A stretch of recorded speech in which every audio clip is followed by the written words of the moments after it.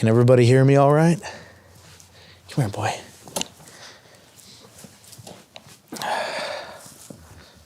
How's everyone doing this evening? This is Griffin, my dog. If you hear any grunting during this episode, it's probably Griffin trying to talk to me because he thinks I'm actually talking to him.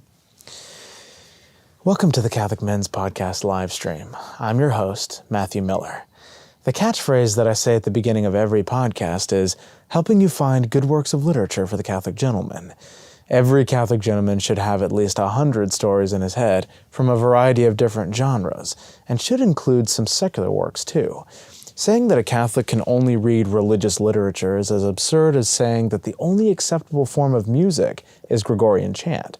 A bit of variety is not only legitimate, but even necessary for the development of the mind. As long as it's not immoral, of course. It's essential that we be familiar with classic works of literature because they're so well written. It used to be a tradition to tell grisly stories by the fire every Christmas, which is why Dickens wrote his famous Christmas Carol.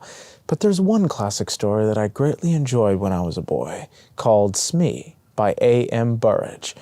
I guess this live stream is geared towards more of a younger reader audience, and if it doesn't float your boat, that's just fine. Just wait and hang on till the next upload, and you might find something you like. At any rate, this story has a good game to play at Christmas parties, and we used to constantly play it with our cousins, which is probably why I enjoyed this literary work so much. I've shortened it a bit for your convenience, and I'll begin with the narrator, Tony Jackson, relating his chilling tale to some of his friends on Christmas Eve. So now I give you Smee by A.M. Burrage. I wonder if any of you have ever played a game called Smee. It's much better than hide and seek. The name comes from It's Me, of course. Every player is given a sheet of paper. All the sheets except one are blank. On the last sheet of paper is written Smee. Nobody knows who Smee is except for Smee himself, or herself. You turn out the lights, and Smee goes quietly out of the room and hides. After a time, the others go off to search for Smee, but of course they don't know who they're looking for. When one player meets another, he challenges him by saying, Smee. The other player answers Smee, and they continue searching.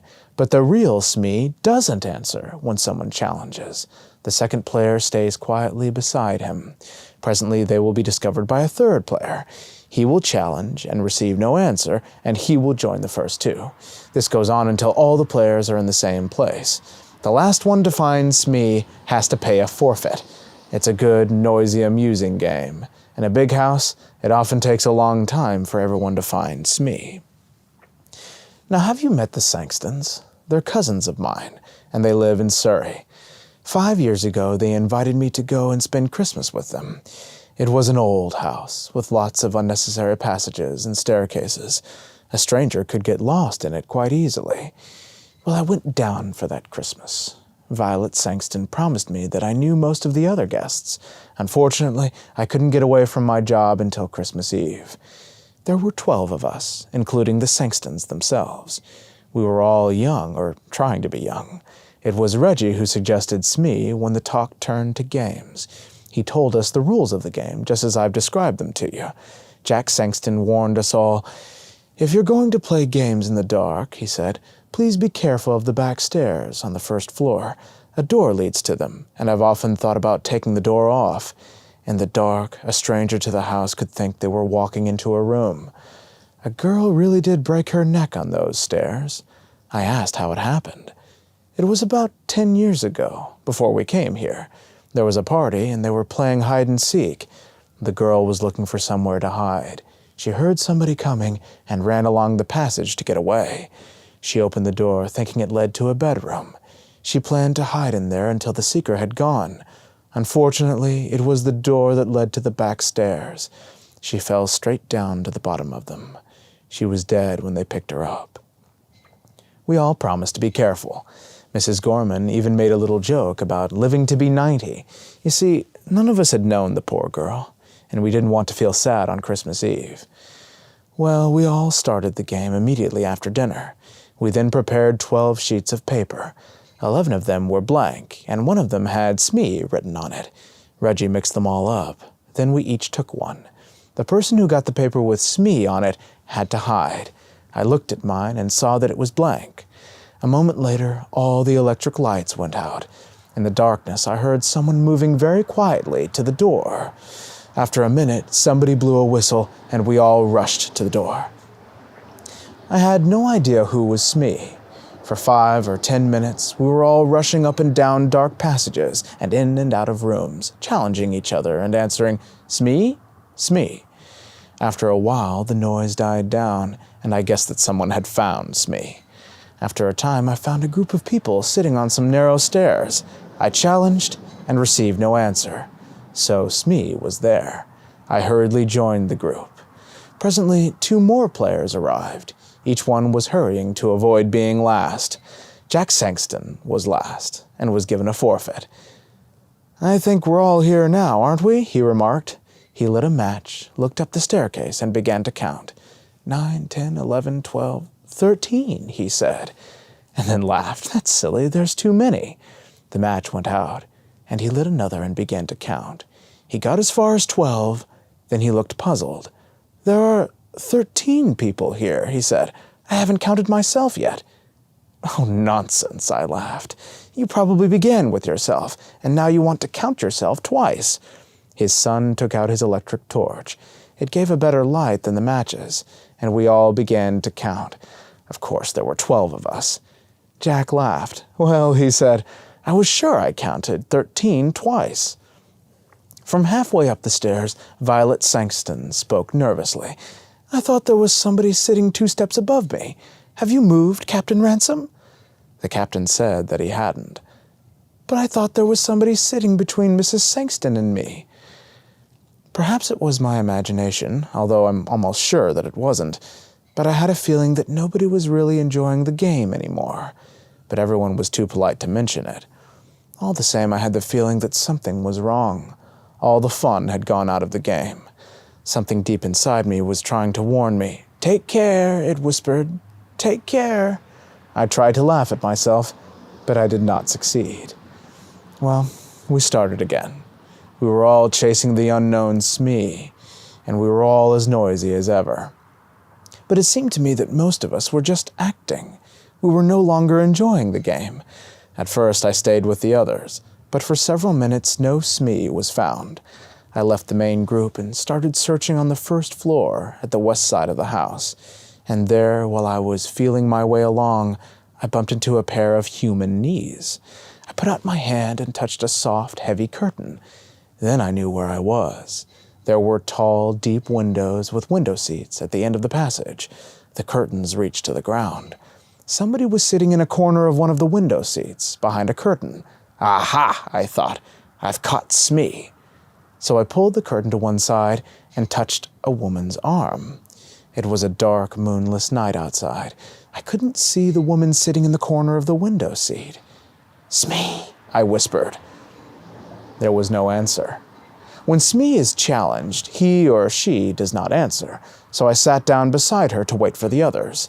Then I whispered, "What's your name?" And out of the darkness beside me the whisper came, "Brenda Ford." I didn't know the name, but I guessed at once who she was. I knew every girl in the house by name except one, and that was a tall, pale, dark girl. So here she was, sitting beside me on the window seat, shut in between a heavy curtain and a window. I was beginning to enjoy the game. I wondered if she was enjoying it too. I whispered 1 or 2 ordinary questions to her and received no answer. Now, Smee is a game of silence. It's a rule of the game that Smee and the person who have found Smee should keep quiet. This, of course, makes it harder for the others to find them. But there was nobody else about. I wondered, therefore, why she was insisting on silence. I spoke again and got no answer. I began to feel a little annoyed. Perhaps she's one of those cold, clever girls who have a poor opinion of all men, I thought. She doesn't like me, and she's using the rules of the game as an excuse for not speaking. The curtain moved to one side, and a woman's hand touched my shoulder. "Smee?" whispered a voice that I recognized at once. It was Mrs. Gorman. Of course, she received no answer. She came and sat down beside me, and at once I felt very much better. "It's Tony Jackson, isn't it?" she whispered. "Hold on." I am so sorry. The battery died because of the cold. But I have another one right here. You can still hear me because I'm connected separately. Oh, the suspense. Are you all enjoying the story? There we go. Now you can see the chair. Where was I? Excuse me, Griffin. Now he's right on top of me. Come here. There you go.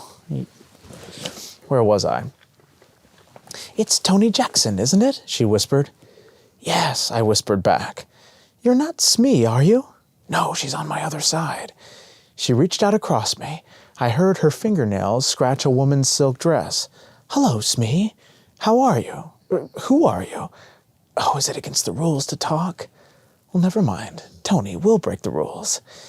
Do you know, this game is beginning to annoy me a little. I hope they aren't going to play it all evening. I'd like to play a nice, quiet game all together beside a warm fire. Me too, I agreed. However, I felt very much better.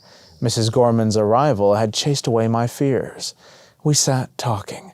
I wonder when the others will find us, said Mrs. Gorman. After a time, we heard the sound of feet and young Reggie's voice shouting, Hello! Hello! Is anybody there? Yes, I answered. Is Mrs. Gorman with you? Yes. What happened to you? You've both got forfeits. We've all been waiting for you for hours. But you haven't found Smee yet, I complained. You haven't, you mean? I was Smee this time. But Smee's here with us, I cried. Yes, agreed Mrs. Gorman. The curtain was pulled back, and we sat looking into the eye of Reggie's electric torch. I looked at Mrs. Gorman, and then on my other side. Between me and the wall was an empty place on the window seat. I stood up at once. Then I sat down again. I was feeling very sick, and the world seemed to be going round and round. There was somebody there, I insisted, because I touched her.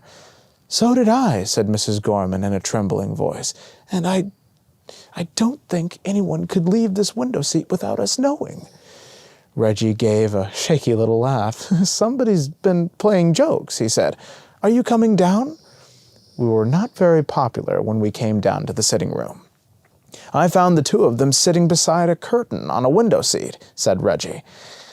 I went up to the tall, dark girl. So you pretended to be Smee and then went away? I accused her. She shook her head. But there was somebody else there, I protested. Somebody who was pretending to be Smee. She whispered her name to me. Jack Sangston stared at me. Miss who? He breathed. Brenda Ford, she said. Jack put a hand on my shoulder. Look here, Tony, he said. I don't mind a joke, but enough's enough. We don't want to worry the ladies. Brenda Ford is the name of the girl who broke her neck on the stairs. She was playing hide-and-seek here 10 years ago. The end of Smee by A.M. Burridge. Thank you all so much for watching. God bless you, and Our Lady keep you. Come on, Griffin.